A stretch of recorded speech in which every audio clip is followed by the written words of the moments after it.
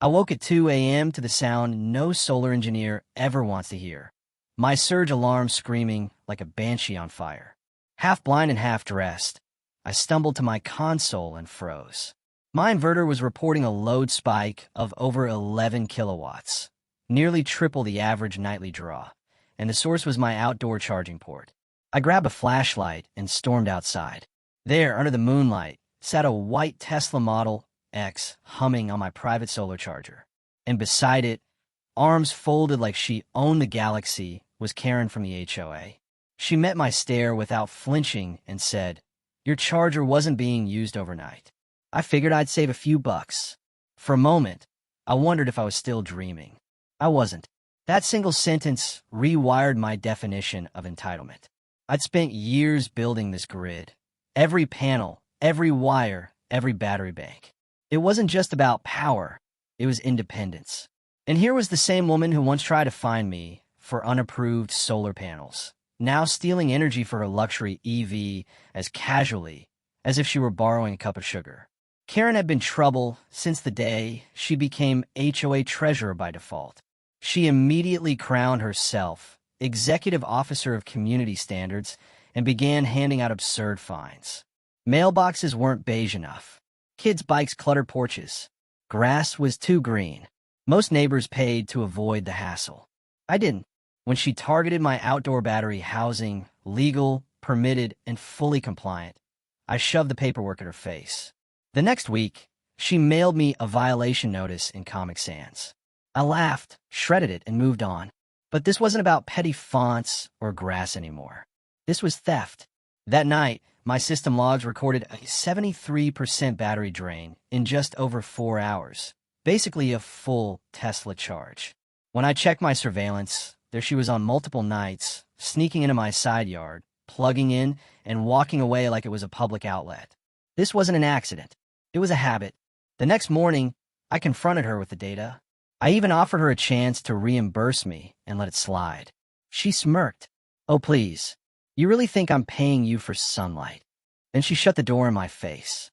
A few days later, I got a violation notice from the HOA accusing me of hoarding renewable energy and claiming her board position gave her access rights to my infrastructure. My blood boiled.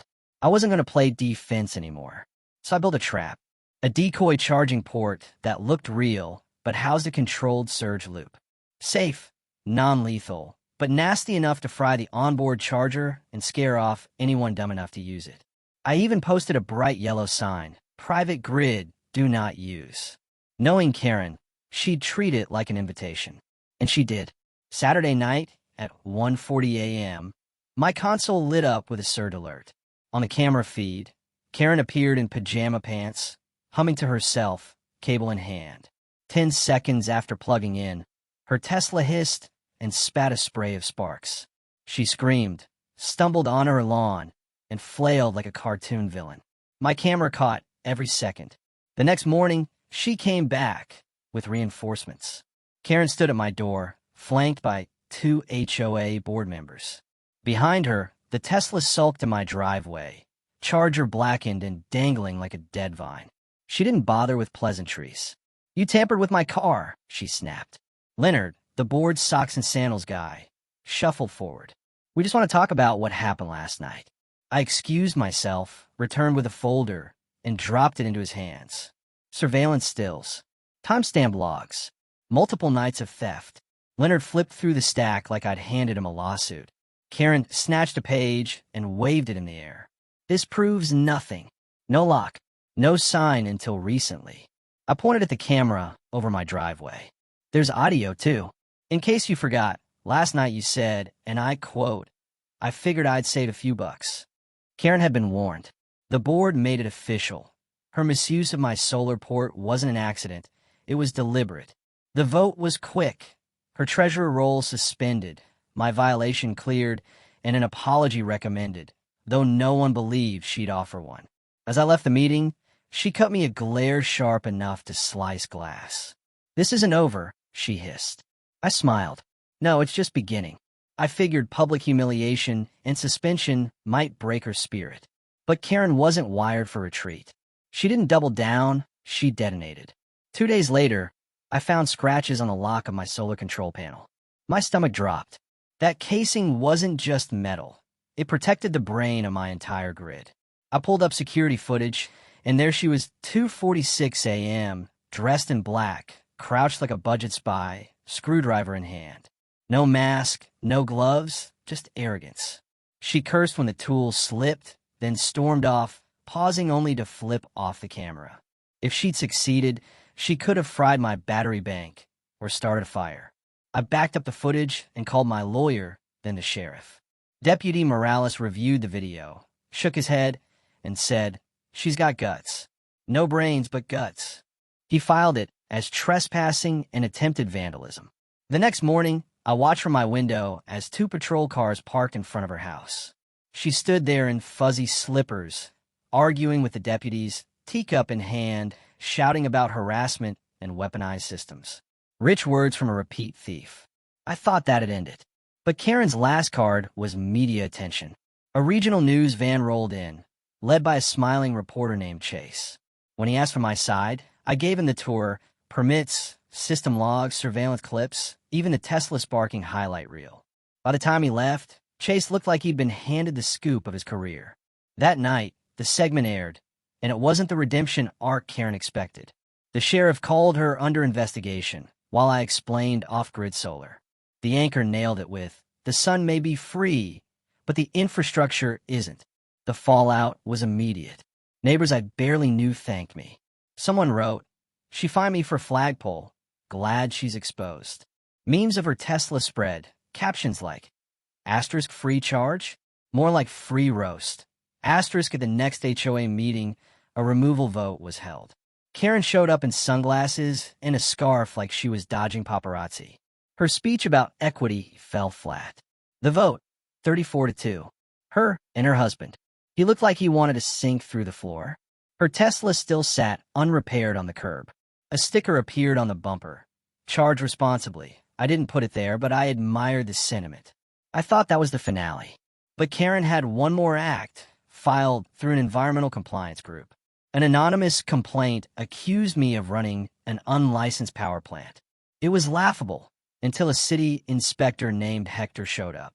Unlike the HOA, he was professional. I walked him through everything, permits, safety docs, the works. By the end, he shook my hand. One of the cleanest systems I've seen. Whoever complained didn't have a clue. Karen was still at it. But this time, fate sided with me. During a community movie night, the grid went down. The projector died, popcorn machines fizzled, and the block went dark, except my house, glowing like a postcard. Neighbors whispered. Karen stood up, red-faced, and shouted, "See? He hoards power while we're left in the dark." The irony was so heavy you could taste it. People muttered back. He built it himself. Maybe the HOA should invest in solar. The next morning, she struck again. Caught on camera with gardening shears, trying to cut a clearly labeled sensor line. My motion-triggered air horn screamed, and she toppled into mulch.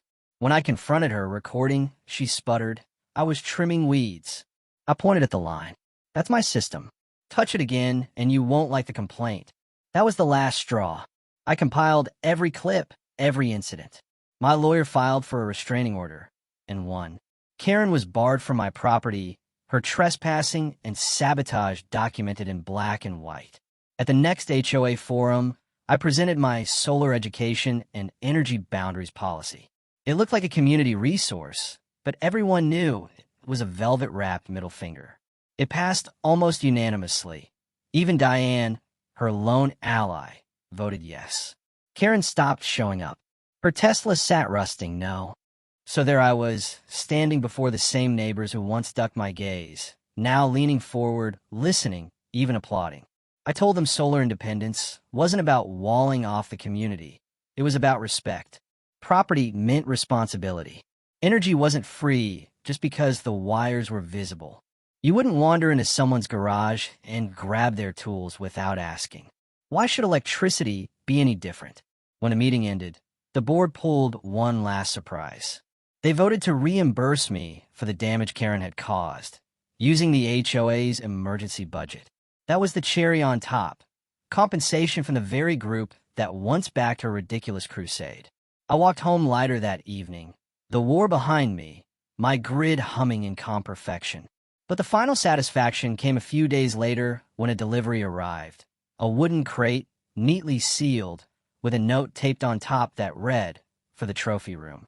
Inside lay Karen's original Tesla charging cable, the same one melted black during her infamous midnight plug-in. The towing company had salvaged it after her car was finally hauled away and, having seen the viral clip, thought I'd appreciate the memento. Oh, I did. That weekend, I set to work. I mounted the cable in a glass shadow box with a steel plate engraved, "Tamper with the sun. Get burned." I fixed it under my gate's solar display, where anyone passing by could admire it. Neighbors started taking selfies.